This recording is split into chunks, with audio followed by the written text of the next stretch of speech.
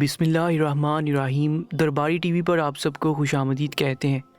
کیا بات ہے عائشہ، تم بہت پریشان لگ رہی ہو، اتنے دن سے اسکول میں بھی نہیں آئی، پیپر ہونے والے ہیں اور ابھی تک تم کتنی غیر دلچسپی دکھا رہی ہو۔ اگر ایسا رہا تو تمہارا رزلٹ تو بہت خراب آئے گا، رشنا نے عائشہ سے کہا تو وہ دونوں ہاتھوں میں چہرہ چھپا کر پھوٹ پھوٹ کر رو پڑی تھی۔ رشنا بری طرح سے گھبرا گئی۔ ارے یہ کیا ہوا، تمہیں رو کیوں رہی ہو؟ اسے کچھ سمجھ نہیں آ رہا تھا کہ آخر عائشہ کو ہوا کیا ہے۔ یار میرے ابو کی طبیعت پچھلے دنوں سے بہت زیادہ خراب ہے، گھر کے حالات بھی بہت خراب ہے۔ تم تو جانتی ہو کہ گھر میں ابا کے علاوہ کمانے والا کوئی بھی نہیں ہے، اور ایسے میں جو بھی پیسے ہیں وہ ان کے علاج پر خرچ ہو رہے ہیں۔ جب میں اسکول سے آنے لگی تو اماں نے مجھے کہا کہ ابھی تم ٹھہر جاؤ، ہو سکتا ہے کہ تمہیں اسکول چھوڑنا پڑ جائے۔ کیوں؟ رشنا نے پوچھا۔ کیونکہ اماں کے پاس میری فیس دینے کے پیسے نہیں ہیں، عائشہ نے نظریں چراتے ہوئے یہ بات کہی تھی۔ رشنا کا منہ مارے صدمے کے کھلا رہ گیا تھا۔ عائشہ بہت ہی زیادہ ذہین لڑکی تھی، پڑھائی میں بہت اچھی تھی۔ اس کے منہ سے یہ بات سن کر رشنا کو بہت افسوس ہوا تھا۔ اللہ تمہارے ابو کو صحت دے، پریشان مت تو یار، سب ٹھیک ہو جائے گا، میں بھی دعا کروں گی ان کے لیے۔ اس دن جب عائشہ گھر واپس آئی تو بہت اداس تھی، اسے ایسا لگ رہا تھا جیسے اسکول میں اس کا آخری دن ہے۔ گھر آئی تو اماں بہت پریشان تھی، دونوں ہاتھوں میں سر تھامے بیٹھی تھی۔ عائشہ تم دونوں بھائیوں کے لیے روٹی بنا دو، اسکول سے وہ آنے والے ہوں گے۔ عائشہ ابھی تھکی ہاری آئی تھی، ہمیشہ تو وہ جب گھر آتی تھی تو امی نے کھانا تیار رکھا ہوتا تھا، اسے وہ بہت کم ہی کام کے لیے آواز دیتی تھی، زیادہ تر وہ اپنے کاموں کو خود ہی انجام دیتی تھی۔ اور اب پچھلے کچھ دنوں سے عائشہ نے جیسے کسی ذمہ دار بیٹی کا روپ دھار لیا تھا، مگر جو بھی تھا وہ چھوٹی تھی، اس کی عمر اتنی نہیں تھی، وہ اتنی نزاکتوں کو، ان باریکیوں کو نہیں سمجھ سکتی تھی۔ کبھی کبھی جھنجھلا جاتی تھی، کبھی تھکنے لگتی تھی، اور آج کہنے لگی امی میں بھی تو تھکی ہوئی ہوں، ابھی اسکول سے گھر آئی ہوں، ایسے میں میرا کوئی کام کرنے کو دل نہیں کر رہا۔ وہ بیزاری سے بولی تو سمینا کو شدید تاؤ آ گیا۔ بہت خوب بیٹا، ماں باپ پریشان ہے، باپ کی ایسی حالت ہے، اور بیٹی ماں کا دکھ درد سمجھنے کی بجائے، اس کی ذمہ داریاں بانٹنے کی بجائے کام کرنے سے انکار کر رہی ہے۔ اب کی بار عائشہ شرمندہ ہو گئی۔ ٹھیک ہے میں بنا دیتی ہوں روٹی۔ کچن میں آئی تو اس کی آنکھیں بھیگی ہوئی تھی، آج بہت تھک گئی تھی، اور جب روٹی بنا چکی تو سالن تو تھا ہی نہیں۔ امی دونوں بھائی کس چیز کے ساتھ روٹی کھائیں گے، سالن تو ہے نہیں۔ وہ خالی ہولی نگاہوں سے اسے دیکھنے لگی تھی۔ تم ایسا کرو کہ فریج میں ٹماٹر پڑے ہوئے ہیں اور پیاز بھی موجود ہوگا، تم ٹماٹر پیاز کا سالن بنا دو، اور اگر آلو پڑے ہیں تو وہ بھی اس میں ڈال دو۔ آلو تو نہیں تھے مگر پیاز اور ٹماٹر موجود تھے۔ یہ سوچ کر آنکھوں میں آنسو بھر آئے کہ انہیں اب یہ کھانے کو ملے گا۔ ماں باپ نے کبھی کسی چیز کی کمی نہیں رکھی تھی، اور اب حالات ایسے ہو گئے تھے کہ گھر میں کھانے کے لالے پڑ گئے تھے۔ سمینا سوچ رہی تھی کہ وہ کام کرنے کے لیے گھر سے باہر نکلے، اور اب اس کے بغیر کوئی چارہ بھی نہیں تھا۔ رمیز بہت زیادہ بیمار ہو چکا تھا، اسے گردوں کا انفیکشن تھا، اور اس کے ساتھ ساتھ معدے میں بھی مسئلہ تھا، جگر بھی خون نہیں بنا رہا تھا۔ ایک وقت میں کتنے مسائل اس کے ساتھ ہو گئے تھے، وہ بھی تکلیف اور درد سے تڑپتا رہا اور روتا رہتا۔ سمینا سے جو ہو سکتا تھا اس کے لیے کر رہی تھی، ساری جمع پونجی اس کے علاج پر لگ گئی تھی، زیورات بھی بیچ دیے تھے، اور اب وہ یہ سوچ کر پریشان ہو رہی تھی وہ اب کیا کرے۔ بچے اسکول پڑھ رہے تھے، ان کے اخراجات تھے، دونوں بیٹوں نے پڑھ لکھ کر اپنا مستقبل بنانا تھا، اور اب وہ انہیں اسکول سے کیسے اٹھوا سکتی تھی۔ جبکہ عائشہ کی بات الگ تھی، وہ 10ویں کلاس میں پڑھ رہی تھی، دونوں بھائیوں سے بڑی تھی، قدرے سمجھدار بھی تھی، اور اس کا تو پڑھنا اتنا ضروری بھی نہیں تھا۔ اگر 1-2 سال اس کے اسکپ ہو بھی جاتے تو اس میں اتنا بڑا کوئی مسئلہ نہیں تھا۔ یہ سوچ کر سمینا کچھ مطمئن سی ہو گئی تھی۔ عائشہ تم کل سے اسکول نہیں جاؤ گی۔ وہ جانتی تو تھی کہ ایک نہ ایک دن اسے یہ سب سننے کو ملے گا، مگر اتنی جلدی اسے یہ امید نہیں تھی۔ اسے اسکول اور سہیلیاں سب یاد آتی رہتی تھی، وہ آنسو بہاتی رہ جاتی۔ رمیز سارا دن گھر میں رہتا تھا، کھانے کے نام پر وہ محض پانی جیسا دلیا ہی اسے دے رہی تھی۔ ڈاکٹرز نے کہا تھا کہ اسے لیکوڈ دیا جائے، دلیا، یخنی، سوپ، جبکہ وہ یہ چیزیں افورڈ نہیں کر سکتی تھی۔ دلیا بھی وہ بہت مشکل سے اس کے لیے لے کر آتی تھی۔ پڑھی لکھی بھی نہیں تھی، 8ویں کلاس میں تھی جب رمیز کا رشتہ آ گیا تھا۔ گھر والوں نے سوچا کہ رشتہ اچھا ہے، ہاتھ سے نکلنا نہیں چاہیے، تبھی انہوں نے چھوٹی سی عمر میں اسے بیاہ دیا تھا۔ اور اس عمر میں وہ ہنر کیا سیکھتی، وہ تو اپنی تعلیم بھی مکمل نہیں کر پائی تھی، اور وہ یوں ہی رمیز کے سنگ رخصت ہو کر آ گئی۔ اسے رخصت کرتے ہی ماں نے بھی اپنی آنکھیں موند لی تھی۔ اس کی ماں بیمار رہتی تھی، اپنی زندگی کا کوئی بھروسہ نہیں تھا، تبھی تو اس نے اپنی بیٹی کی اتنی چھوٹی سی عمر میں شادی کر دی تھی۔ یہ سوچ کر کہ کل کو اگر اسے کچھ ہو گیا تو سمینہ کی کون دیکھ بھال کرے گا، اور یوں سمینہ رخصت ہو کر رمیز کے ساتھ اس گھر میں آ گئی تھی۔ اب شادی کو 16 سال کا عرصہ گزر گیا تھا۔ رمیز نے اسے ہر طرح کی خوشی دی تھی، اسے سکھ دیا تھا، آرام دیا تھا، اور اب جب وہ بیمار تھا، تکلیف میں تھا، تو وہ اسے اکیلا کیسے چھوڑ سکتی تھی۔ تب اس نے سوچا کہ مجھے اور تو کچھ نہیں آتا، مگر میں کھانا تو اچھا بنا لیتی ہوں، باقی کام بھی تو میں سلیقے سے کرتی ہوں۔ یہ سوچ کر وہ آس پاس کے گھروں میں کام کے لیے آ گئی تھی۔ اپنے حلیے سے، چہرے مہرے سے وہ کام والی نہیں لگتی تھی، مگر ضرورت مند تھی۔ تبھی اس خاتون نے اسے گھر میں کام کے لیے رکھ لیا۔ پہلے دن جب اس نے کھانا بنایا تو وہ خاتون حیران رہ گئی۔ تمہارے ہاتھ میں تو بہت اچھا ذائقہ ہے۔ اس کی بات پر سمینہ مسکرا دی تھی۔ شام کو جب گھر آنے لگی تو مالکن نے اس کے ہاتھ پر تنہا کے ساتھ کھانے کا ایک ڈبہ بھی رکھ دیا۔ سمینہ حیران ہو کر اسے دیکھنے لگی۔ تمہارے حالات جان کر مجھے بہت دکھ ہوا ہے، اور یقین کرو یہ میں ترس کھا کر تمہیں نہیں دے رہی، بلکہ یہ تمہارے بچوں کے لیے ہے۔ مجھے اچھا لگے گا کہ تم اپنے بچوں کے لیے کھانا لے کر جاؤ گی۔ تو وہ عورت اکثر ہی کھانا اس کے ساتھ پیک کر دیا کرتی تھی، اور یوں عائشہ اور اس کے بھائی اچھا کھانا کھانے لگے تھے۔ مگر عائشہ کو دوبارہ اسکول میں جانے کی اجازت نہیں ملی تھی۔ رمیز کی دوائیاں بھی ختم ہو رہی تھیں اور اس کی تکلیف بھی بڑھتی جا رہی تھی۔ اس کا کسی اچھے سے ڈاکٹر سے چیک اپ کروانا بہت ضروری تھا۔ اب سمینہ کو کچھ سمجھ نہیں آ رہا تھا وہ کیا کرے۔ اس نے اپنی مالکن سے بات کی تو کہنے لگی کہ میں ایک حد تک ہی تمہاری مدد کر سکتی ہوں۔ اصل میں میرے اپنے شوہر کو بزنس میں نقصان ہوا ہے، ورنہ میں تمہاری ضرور مدد کرتی۔ سمینہ ان کی طرف سے خاموش ہو گئی تھی۔ اس دن سمینہ کو کام سے چھٹی تھی، وہ گھر پر تھی جب نصیبن اس کے پاس آئی۔ نصیبن رشتے کروانے کا کام کرتی تھی۔ کہاں رہتی ہو سمینہ؟ آج کل تم نظر ہی نہیں آتی۔ جب بھی تمہارے گھر میں آتی ہوں تو عائشہ بتاتی ہے کہ کسی کام سے امی باہر گئی ہوئی ہے۔ ایسا کون سا کام ہے جو تمہیں گھر میں ٹکنے نہیں دیتا؟ نصیبن کا انداز کھوجنے والا تھا۔ سمینہ گہرا سانس لے کر رہ گئی۔ کیا بتاؤں بہن، کیسے حالات آگے ہیں۔ جب تک میرا شوہر صحت مند تھا، اچھی نوکری پر تھا، اس نے کبھی مجھے کوئی تکلیف نہیں ہونے دی، اور اب وہ بیمار ہے تو اب گھر میں فاقوں کی نوبت آ گئی ہے۔ کام کرنے کے لیے میں ساتھ والی کوٹھی پر جا رہی ہوں۔ یہ اچھا ہے کہ بیگم صاحبہ بہت اچھی ہیں، کام کاج بھی اتنا نہیں ہوتا، تنخواہ بھی اچھی دے رہی ہیں، اور یوں ہم غریبوں کا گزارا چل رہا ہے۔ مگر سمجھ نہیں آتا کہ رمیز کی دواؤں کا سلسلہ کیسے مکمل ہوگا، کیسے انہیں ڈاکٹر کے پاس لے کر جاؤں۔ تبھی عائشہ چائے لے کر آ گئی۔ عائشہ ابھی نہا کر اپنے کمرے سے باہر نکلی تھی۔ لمبا سا فراک پہنا ہوا تھا اور دوپٹہ پھیلا کر بڑا کیا ہوا تھا۔ بھیگے بال کھلے تھے، اس کے بال اپنی ماں کی طرح بڑے لمبے تھے۔ سمینہ اس کے لمبے بالوں کو بہت پسند کرتی تھی، مگر عائشہ کو ہمیشہ ان سے چیر ہوتی۔ امی میں بال کٹوا لوں؟ وہ ہر دوسرے تیسرے دن اپنی ماں سے فرمائش کرتی، جانتے ہوئے بھی کہ سمینہ کبھی اس بات کی اجازت نہیں دے گی۔ نہیں، لڑکیوں کو لمبے بال اچھے لگتے ہیں، اور تمہیں کیا شوق بال کٹوانے کا؟ پر کٹی کبوتری بننے کی تمہیں کوئی ضرورت نہیں ہے۔ اور اب انہی بالوں پر نصیبن کی نظریں ٹک کر رہ گئی تھی۔ تم نے کہیں عائشہ کی کوئی بات چلائی؟ سمینہ اس کی بات سن کر حیران ہی تو رہ گئی تھی۔ عائشہ محض 15 سال کی تو تھی، اور نصیبن یہ کیسی بات کر رہی تھی؟ عائشہ اس کے سامنے ہی تو پلی بڑی تھی، کل کی بچی تھی، اور ابھی وہ رشتے کی بات کر رہی تھی۔ سمینہ نے عائشہ کو وہاں سے اشارے سے ہٹا دیا، کہنے لگی نصیبن کچھ خیال کر، وہ بچی ہے، اس کے سامنے تو کیسی باتیں کر رہی ہے۔ سمینہ تمہاری بیٹی اپنی عمر سے کافی بڑی لگتی ہے، اور ہے بھی بہت خوبصورت۔ اگر تم چاہو تو اس کے لیے اچھے سے اچھا رشتہ مل سکتا ہے، اور تمہارا یہ مسئلہ بھی حل ہو سکتا ہے۔ اب کی بار سمینہ چونک پڑی۔ کیا مطلب، کیا کہنا چاہتی ہو تم؟ نصیبہ رازداری سے اس کے کان میں جھکی۔ میرے پاس ایک رشتہ ہے، لڑکا باہر رہتا ہے، اس کی یہ ڈیمانڈ ہے کہ اسے کم عمر انچھوئی لڑکی چاہیے جو 16-17 سال کی ہو۔ تو بہت ہی اچھی بات ہے، لڑکی خوبصورت ہونی چاہیے، پڑھی لکھی نہ بھی ہو تو اس سے کوئی فرق نہیں پڑتا۔ وہ اپنی بیوی کو اپنے ساتھ لے کر جانا چاہتا ہے، عمر کا ابھی اتنا بڑا نہیں ہے، اور سب سے اہم بات یہ ہے کہ وہ شادی کے نام پر ایک بہت بڑی رقم لڑکی کے گھر والوں کو دینے پر تیار ہے۔ سمینہ تو حیران ہی رہ گئی تھی۔ نہیں، ایسا نہیں ہو سکتا، رمیز کبھی بھی اس بات کے لیے نہیں مانیں گے۔ نصیبن کہنے لگی کہ ایک بار رمیز سے بات تو کر لو، یوں بھی تم لوگ بہت پریشان ہو، تم لوگوں کو کسی ایسے شخص کی تلاش تھی جو تم لوگوں کی مدد کر سکے۔ اب اگر خوش نصیبی تمہارے دروازے پر دستک دے رہی ہے تو تم انکار مت کرو۔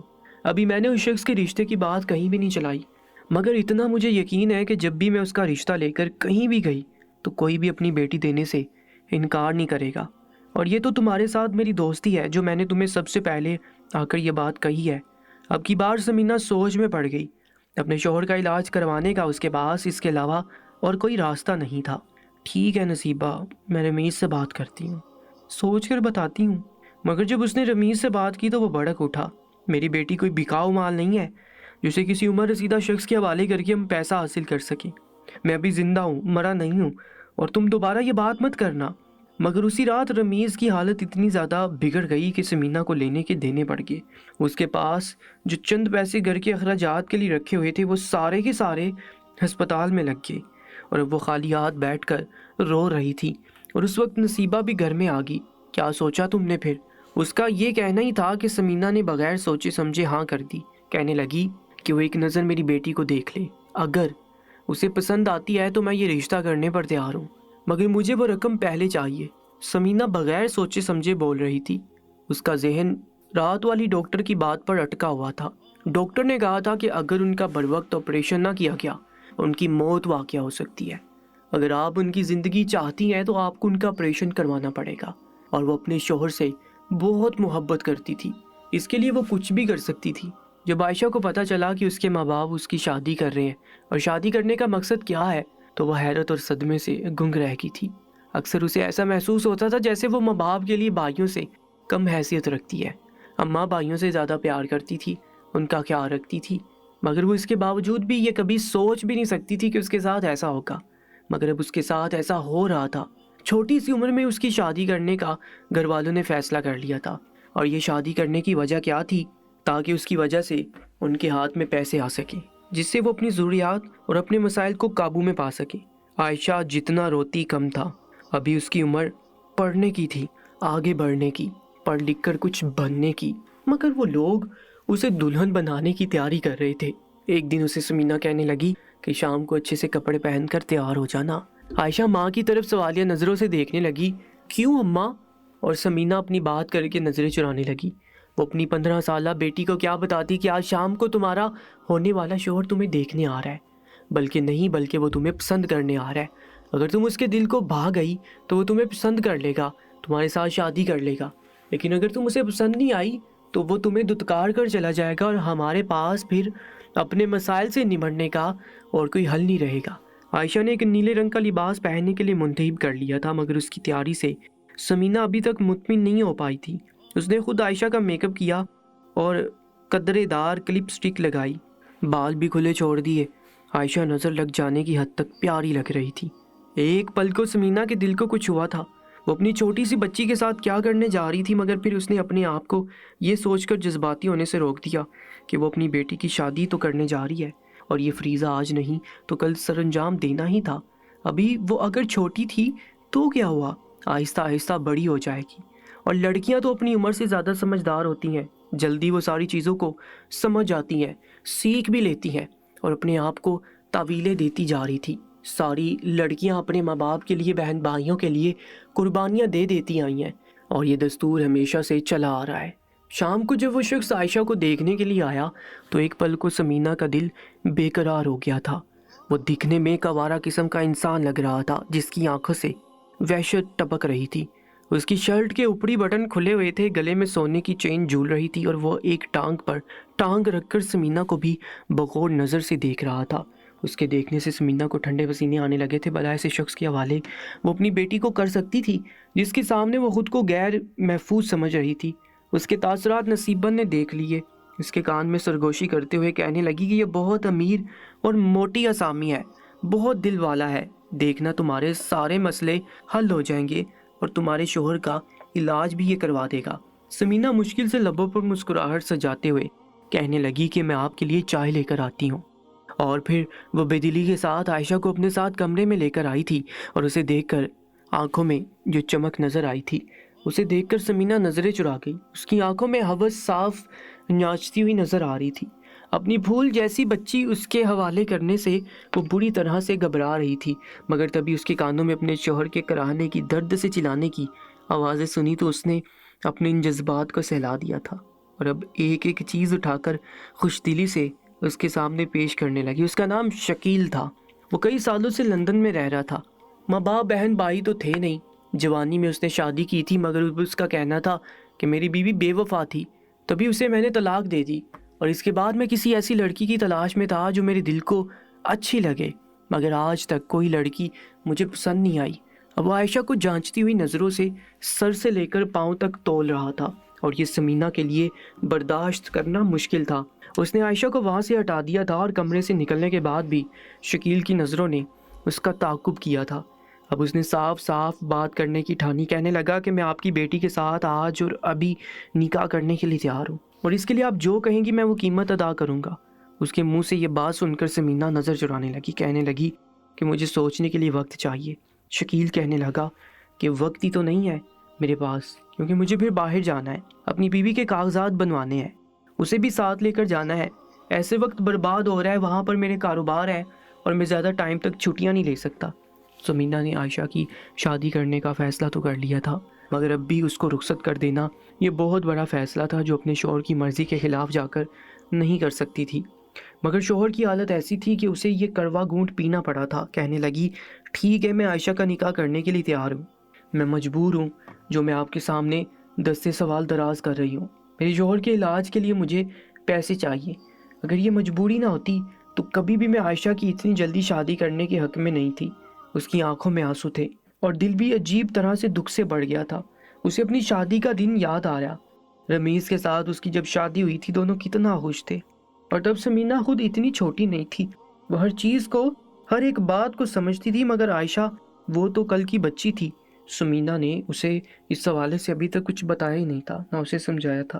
شکیل کو ایسی سوچوں میں گم دیکھا تو دوبارہ سے بول اٹھا، آپ کو پریشان ہونے کی ضرورت نہیں ہے، میں آپ کی بیٹی کا بہت اچھی طرح سے خیال رکھوں گا، میں بہت چاہت سے، بہت خوشی سے اس سے بیاہ کر کے لے کر جا رہا ہوں، آپ فکر مت کریں، میں اس کی بہت قدر کروں گا، کبھی کسی چیز کی کمی نہیں ہونے دوں گا، آپ کی بیٹی پیسے میں کھیلے گی۔ اور یہ کہہ کر اس نے ایک چیک میں بڑی سی رقم لکھ کر سمینہ کے حوالے کر دی، کہنے لگا کہ اسے آپ نہ صرف اپنے شوہر کا علاج کروا سکتی ہیں بلکہ اپنے باقی مسائل بھی حل کر سکتی ہیں، آپ کو بس اپنی بیٹی کا مجھ سے نکاح کرنا ہوگا۔ اور یوں عائشہ رمیز سے عائشہ شکیل بن گئی تھی۔ یہ سب کچھ اس کے لیے نوکھا تھا، وہ سمجھ نہیں پا رہی تھی کہ آخر وہ اپنے ماں باپ پر اتنا بڑا بوجھ کیوں تھی، کتنی چھوٹی سی عمر میں انہوں نے اسے خود سے دور کر دیا تھا۔ ماں کی طرف شکایتی نظروں سے دیکھا تو وہ نظریں چرا گئی، اور ابھی تک رمیز یہ نہیں جانتا تھا کہ اس کے گھر میں کیا ہو رہا ہے۔ وہ اپنی تکلیف سے نڈال تھا، کمرے میں بیٹھا بری طرح سے کراہ رہا تھا، اور عائشہ کے دونوں چھوٹے بھائی وہ بھی ناسمجھی سے یہ ساری کاروائی دیکھ رہے تھے۔ سمینہ نے انہیں سختی سے منع کیا تھا کہ وہ بھی اپنے باپ سے اس بارے میں بات نہیں کریں گے۔ ان دونوں نے بھی ماں سے وعدہ کر لیا تھا، یوں بھی وہ دونوں اپنی ماں سے بہت قریب تھے، جو وہ کہتی تھی وہ ان کے لیے حکم کا درجہ ہوتا تھا۔ سمینہ رمیز کو لے کر ہسپتال میں آ گئی تھی، ڈاکٹر سے کہنے لگی کہ میں نے پیسوں کا بندوبست کر لیا ہے، آپ میرے شوہر کا جلد سے جلد آپریشن کریں، انہیں ٹھیک کرنے کی کوشش کریں۔ ادھر ڈاکٹرز رمیز کو آپریشن کرنے کی تیاری کر رہے تھے، اور دوسری طرف عائشہ ان دونوں سے بہت دور جا رہی تھی۔ راستے میں وہ بالکل خاموش رہی۔ شکیل نے اس کی خاموشی کو بری طرح سے نوٹ کیا۔ کیا بات ہے، اتنی گمسم کیوں ہو، کیا بولتی نہیں ہو؟ اس کی بات پر عائشہ ہوش کی دنیا میں آئی اور ہرنی جیسی خوفزدہ نظروں سے اسے دیکھا تھا، جو نہ جانے اس کے ساتھ کیا کرنے والا تھا۔ یہ سوچ کر عائشہ کو جھرجھری سی آ گئی۔ وہ اسے لے کر ایک بہت خوبصورت گھر میں آ گیا تھا۔ یہ گھر بڑا پیارا تھا، عائشہ کو دیکھتی بہت پسند آیا۔ ویسے گھروں کو اپنے خوابوں میں دیکھتی تھی کہ اپنے ماں باپ اپنے بہن بھائیوں کے ساتھ اسے خوبصورت گھر میں رہے، مگر اب جب وہ خود اس گھر کی مالکن بن کر آئی تھی تو اسے بہت عجیب لگ رہا تھا۔ سب کچھ خوبصورت لگنے کے باوجود اسے خوف آنے لگا تھا۔ اس کا دل چاہ رہا تھا یہاں سے دور بھاگ جائے۔ شکیل نے اس کا ہاتھ اپنے ہاتھوں میں تھاما تو اس کی ساری حساسیت جیسے اس ایک ہاتھ میں سمٹ آ گئی تھی۔ وہ اس کا ہاتھ پکڑ کر گھر میں لے کر جا رہا تھا۔ گھر میں ملازموں کے علاوہ اور کوئی بھی موجود نہیں تھا۔ وہ اسے لے کر ڈائننگ ٹیبل پر آیا، خان سامہ سے کہنے لگا کہ کھانا لے کر آؤ، اور پھر ایک کے بعد ایک ڈش وہ عائشہ کے سامنے رکھنے لگا، مگر عائشہ کچھ بھی نہیں کھا رہی تھی۔ وہ اسے سوالیہ نظروں سے دیکھنے لگا۔ کیا بات ہے، تمہاری بھوک کیوں مر گئی ہے؟ عائشہ خاموش رہی، اس کی بات کا جواب نہیں دیا۔ پھر وہ کھانا کھاتے ہوئے کہنے لگا کہ کھانا کھا لو ورنہ تمہارے لیے پھر بہت مشکل ہو جائے گی۔ اس کی بات پر اس کے تو رہے سہے اور سان بھی خطا ہو گئے۔ تب شکیل ہنس پڑا، کہنے لگا کہ فکر مت کرو، میں تمہاری جان لینے کا ارادہ نہیں رکھتا، اب خاموشی سے کھانا کھاؤ یا میں تمہیں اپنے ہاتھ سے کھلاؤں۔ عائشہ گھبرا گئی تھی۔ اب اپنی پلیٹ میں اس نے تھوڑے سے چاول نکالے اور ہراساں نظروں سے شکیل کو دیکھتے ہوئے کھانا کھانے لگی۔ پھر وہ اسے لے کر اپنے کمرے میں آ گیا، الماری سے ایک چھوٹا سا پیکٹ لے کر عائشہ کے پاس آیا، کہنے لگا کہ ذرا یہ مجھے پہن کر دکھاؤ، تم کیسی لگتی ہو، کیا ہے اس میں؟ وہ اپنی سہمی ہوئی آواز میں بولی تو مسکرا دیا، تمہاری آواز بھی تمہاری طرح بڑی خوبصورت ہے۔ اس کے گال کو چھوتے ہوئے بولا، اب جلدی سے یہ پہن کر آ جاؤ۔ عائشہ نے جب وہ پیکٹ کھولا تو اس میں ایک خوبصورت سی نائٹی تھی، مگر وہ بہت خوبصورت تھی، باریک تھی۔ اسے دیکھ کر عائشہ بری طرح سے گھبرا گئی، یہ میں کیسے پہنوں؟ میں ایسے کپڑے کبھی نہیں پہنے۔ وہ رو دینے کو تھی۔ شکیل کا ایک زوردار کہکھا بلند ہوا تھا، ارے اس میں شرمانے والی تو کوئی بات نہیں ہے، میں تمہارا شوہر ہوں اور میں تمہیں ہر حالت میں دیکھنے کا حق رکھتا ہوں۔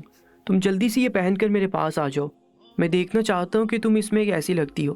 عائشہ یہ پہننے سے بری طرح گھبرا رہی تھی، اسے تو سوچ کر ہی شرم آ رہی تھی کہ وہ یہ لباس پہن کر اس آدمی کے سامنے آئے گی۔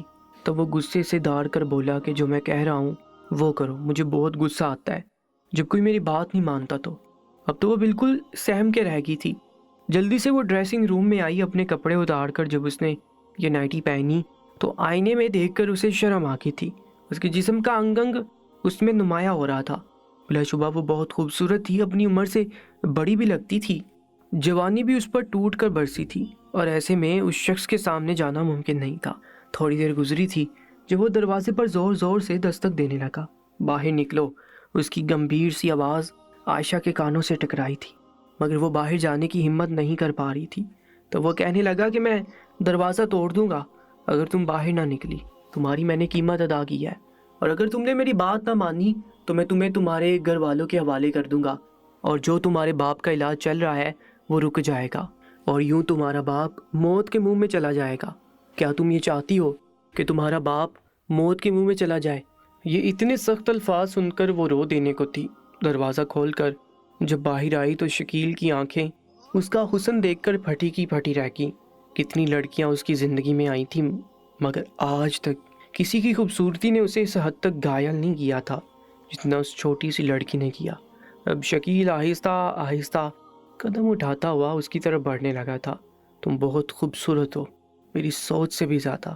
میں نہیں جانتا تھا کہ تم اس لباس میں قیامت لگو گی، قیامت۔ اس نے اپنی جیب سے موبائل نکالا اور اس کی دردر تصویریں لینے لگا، کہنے لگا کہ ایسے پوز بناؤ تب تم بہت اچھی لگو گی۔ اور عائشہ کو بری طرح شرم آ رہی تھی، مگر اس کی بات ماننے کے علاوہ کوئی چارہ بھی نہیں تھا۔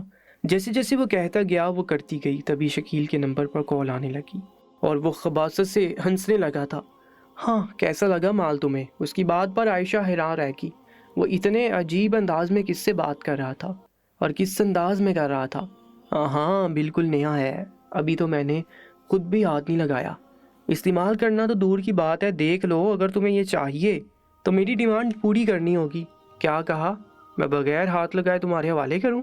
ٹھیک ہے، ایسا ہے تو پھر میری ڈیمانڈ بھی زیادہ ہے اور تمہیں قیمت بھی ڈبل ادا کرنی ہوگی۔ اب وہ ہنسنے لگا تھا۔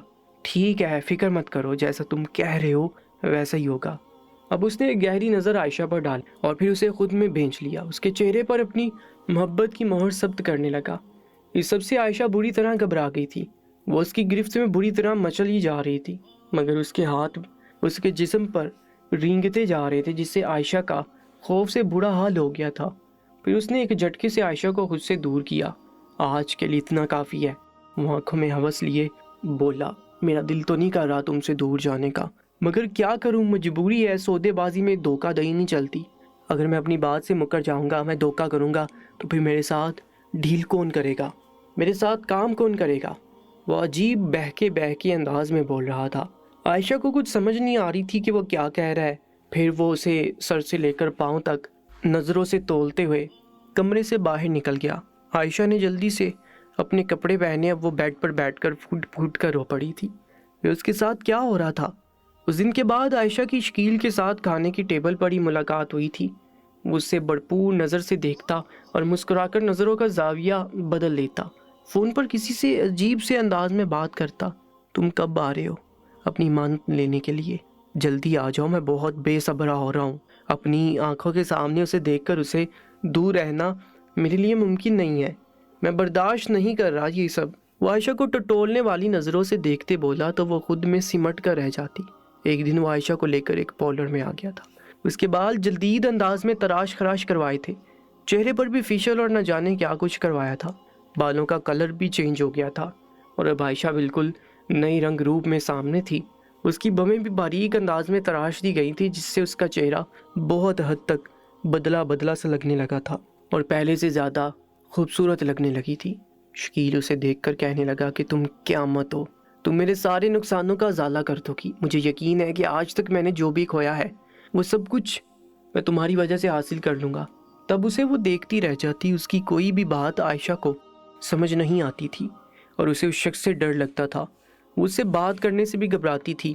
رمیز کا آپریشن بھی کامیاب ہو گیا تھا، وہ پہلے سے بہت بہتر ہو گیا تھا، اور جب وہ گھر آیا تو گھر آتے اس نے عائشہ کے بارے میں پوچھا۔ سمینا، عائشہ کو بلا کر لاؤ میرے پاس، کتنا ٹائم ہو گیا ہے، میں نے اپنی بیٹی کو نہیں دیکھا، اس سے ملا نہیں ہوں۔ ہاسپٹل میں بھی تم اسے لے کر نہیں آئی، یہی کہتی رہی کہ وہ گھر میں ہے اور چھوٹے بھائیوں کے پاس ہے۔ اب تم اسے بلا لو، اسے دیکھنے کو جیسے میری آنکھیں ترس گئی ہیں۔ اس کے لہجے میں باپ جیسی محبت اور شفقت بول رہی تھی، اور سمینا بری طرح سے گھبرا گئی کہ وہ اب کیا کہے، کیسے رمیز کو بتائے کہ وہ عائشہ کی شادی کر چکی ہے اور وہ اپنے شوہر کے ساتھ اپنے گھر میں موجود ہے۔ اسے ٹالتی رہی، کبھی کہتی کہ عائشہ سو رہی ہے، کبھی کہتی کہ اپنی سہیلی کے گھر ہے، کبھی کہتی کہ اسکول میں گئی ہے، اور پھر ایک دن رمیز بری طرح سے جھنجھلا گیا۔ مجھے سچ سچ بتاؤ سمینا کہ عائشہ کہاں ہے، تم کیوں اسے میرے سامنے نہیں لے کر آتی؟ آخر بات کیا ہے، کہاں ہے عائشہ؟ اب رمیز خود چلنے پھرنے کے قابل ہو گیا تھا اور اب وہ گھر میں عائشہ کو ڈھونڈنے لگا تھا۔ پورا گھر چھان مارا مگر عائشہ کہیں بھی نہیں ملی۔ اب وہ جھنجھلائے ہوئے انداز میں صوفے پر بیٹھ گیا۔ مجھے سچ بتاؤ گی کہاں ہے؟ وہ غصے سے بولا۔ سمینا نے اسے سچ بتانے کا فیصلہ کر لیا۔ یوں بھی اب جھوٹ بول کر کام نہیں چلا سکتی تھی، اور نہ ہی رمیز اس کے کسی جھوٹ پر اب یقین کر رہا تھا۔ کہنے لگی کہ ڈاکٹرز نے صاف کہہ دیا ہے کہ جب تک تمہارا آپریشن نہیں ہو سکتا تب تک تم ٹھیک نہیں ہو سکتے، تم بچ نہیں سکتے، اور تمہاری وجہ سے میں نے عائشہ کی شادی کر دی۔ اس کے بعد اس کے شوہر نے جو رقم دی اسی سے میں نے تمہارا علاج کروایا، میں نے کسی سے ادھار نہیں لیا، اور میں نے تم سے جھوٹ بولا تھا۔ اب اس کا یہ کہنا ہی تھا کہ رمیز غصے سے چلانے لگا۔ تم نے یہ کیوں کیا میری بیٹی کے ساتھ ایسا؟ وہ کل کی بچی ہے اور تم نے اس کی شادی کر دی صرف پیسوں کے لیے، میری جان بچانے کے لیے۔ ارے باپ تو اپنی اولاد پر قربان ہو جاتے ہیں، ان کی خوشیوں کے لیے کیا کچھ نہیں کرتے، اور تم نے میری زندگی پر، اپنی خوشیوں پر اپنی بیٹی کو قربان کر دیا۔ کیسی عورت ہو تم؟ اب سمینا بری طرح سے رونے لگی۔ میرے پاس اس کے علاوہ کوئی راستہ نہیں تھا، کیا کرتی میں؟ کمپنی والوں نے بھی صاف کہہ دیا تھا کہ وہ مزید اخراجات برداشت نہیں کر سکتے۔ ہاں مگر جب آپ ٹھیک ہو کر آگے تو وہ دوبارہ آپ کو نوکری پر رکھ سکتے ہیں، اس سے زیادہ وہ نہیں کر سکتے۔ وہ رشتہ دار، دوست، احباب، سب لوگوں نے تو مشکل وقت میں ہمارا ساتھ چھوڑ دیا، کوئی ادھار کے نام پر بھی پیسے دینے کو تیار نہیں تھا، سب لوگ مشکل وقت دیکھ کر ساتھ چھوڑ کر چلے گئے تھے۔ اب یہ بتاؤ کہ میں کیا کرتی؟ تمہارا علاج تو کروانا تھا کہ تمہیں آسانی سے موت کے حوالے کر دیتی۔ کوئی بھی عورت ایسا کیسے کر سکتی ہے؟ مگر کوئی بھی عورت ایسا بھی نہیں کر سکتی جیسا تم نے کیا ہے، اپنی بیٹی کو بیچ دیا، چھوٹی سی عمر میں اسے بیاہ دیا۔ مجھے بتاؤ کہ کہاں ہے اس کا گھر، کہاں رہتا ہے اس کا شوہر؟ اب کی بار سمینا خاموش ہوگی۔ اس نے تو جلدی جلدی میں شکیل سے اس کے گھر کا ایڈریس بھی نہیں پوچھا تھا۔ کہنے لگی کہ میں نصیبن سے پوچھتی ہوں۔ کیا مطلب سمینا؟ کیا تمہیں نہیں پتا کہ شکیل کے گھر کا ایڈریس کیا ہے، کہاں رہتا ہے؟ تم نے اپنی بیٹی بیاہ دی، اتنے دن ہو گئے اس بات کو، اور ابھی تک تم اس سے ملنے نہیں گئی، تم اسے دیکھنے کے لیے بھی نہیں گئی، اور تمہیں یہ بھی نہیں پتا کہ وہ رہتی کہاں ہے، اس کے شوہر نے اس کے ساتھ کیا سلوک کیا ہے۔ سمینا خاموش ہو گئی تھی۔ کہنے لگی کہ میں آپ کے ساتھ مصروف تھی، میرا دھیان ہر وقت اس کی طرف رہتا تھا، مجھے وقت ہی نہیں ملا کہ میں اس سے بات کروں، اسے ملنے کے لیے جا سکوں۔ اب میں نصیبن سے پوچھتی ہوں، مگر رمیز تو بری طرح سے رونے لگا۔ میں سوچ بھی نہیں سکتا تھا کہ میری بچی کے ساتھ ایسا بھی ہو سکتا ہے، اور اس کی سگی ماں اس کا سودا کرے گی۔ سمینا میں تمہیں اتنا بے وقوف نہیں سمجھتا تھا، اس کا ملال کسی طرح سے کم ہونے میں نہیں آ رہا تھا۔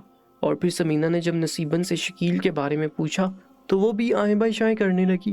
اور یہ تو تمہارا کام تھا نا، وہ تمہارا داماد ہے، اور تم مجھ سے اس کے پتے کے بارے میں پوچھتی ہو؟ مجھے تو بس علاقے کا نام پتا ہے، کہاں پہ رہتا ہے۔ میری تو اس سے جب بھی بات ہوئی ہے اس نے مجھے ہوٹل میں بلایا ہے، ایک اچھا سا کھانا کھلا کر اس نے مجھے کہا کہ میں اس کے رشتے کے لیے لڑکی بھیجوں، اور وہ بہت امیر ہے، بہت پیسے والا ہے۔ اب یہ تو تمہارا کام تھا نا کہ تم اس کا گھر بار دیکھتی۔ اب نصیبن بھی صاف مکر گئی تھی، سمینا کو کچھ سمجھ نہیں آ رہا تھا کہ کیا کرے۔ شکیل کا فون نمبر تو تھا مگر وہ نمبر مسلسل بن جا رہا تھا۔ رمیز بھی اس پر بری طرح سے غصہ کر رہا تھا۔ ایک دن کہنے لگا کہ میں پولیس میں رپورٹ کروا دیتا ہوں، مگر نصیبن نے اس بات سے روک دیا۔ وہ بہت دولت مند ہے، ایسا نہ ہو کہ اس بات پر اسے غصہ آ جائے اور وہ کچھ الٹا سیدھا کر دے۔ ایسا کرنا صحیح نہیں رہے گا، میں کسی طرح سے پتہ کرتی ہوں۔ مگر ان لوگوں کو اس چیز کی ضرورت ہی نہیں پڑی تھی۔ آدھی رات کا وقت تھا جب دروازے پر زور زور سے دستک سنائی دینے لگی۔ وہ دونوں ہڑبڑا کر اٹھ بیٹھے۔ اس وقت کون آیا؟ سمینہ باہر نکلنے لگی تو رمیز کہنے لگا، تم رکو، میں دیکھتا ہوں باہر کون ہے۔ ایسے لگ رہا تھا جیسے وہ جو کوئی بھی تھا بہت جلدی میں ہے، اگر دروازہ کھولا نہ گیا تو وہ توڑ دے گا۔ رمیز کہنے لگا، کون ہے؟ پھر جو باہر سے آواز سنائی دی اسے سن کر رمیز کو لگا کہ اس کے جسم میں نئی زندگی کی لہر آ گئی۔ دروازہ کھلا تو سامنے عائشہ تھی۔ وہ بھاگتے ہوئے گھر میں داخل ہوئی اور اپنے باپ سے بری طرح سے لپٹ گئی، روتے ہوئے کہنے لگی کہ میں اب وہاں نہیں جاؤں گی، میں نہیں جاؤں گی وہاں پر۔ انہوں نے دروازہ بند کر دیا اور اسے لے کر کمرے میں آ گئے۔ کیا ہوا عائشہ؟ سب ٹھیک تو ہے نا؟ مگر عائشہ بری طرح سے رو رہی تھی، وہ کچھ بھی نہیں بتا رہی اور پھر روتے روتے بے ہوش ہو گئی۔ رمیز اور سمینہ کا پریشانی کے مارے برا حال ہو گیا تھا۔ آدھی رات کو عائشہ کا گھر آنا اور یوں روتے روتے بے ہوش ہو جانا یہ سب معمولی بات نہیں تھی۔ وہ اسے لے کر ہاسپٹل گئے۔ ڈاکٹرز نے بتایا کہ کسی صدمے کی وجہ سے اس کی ایسی حالت ہو گئی ہے، اللہ نے چاہا تو وہ جلدی سے ہوش میں آ جائے گی۔ صبح کے قریب جا کر عائشہ کو ہوش آیا اور وہ اپنی ماں کو دیکھ کر اس سے لپٹ گئی۔ اب مجھے کسی کے حوالے مت کرنا ماں، میں وہاں نہیں جاؤں گی، وہ شخص بہت برا ہے، بہت گندا ہے۔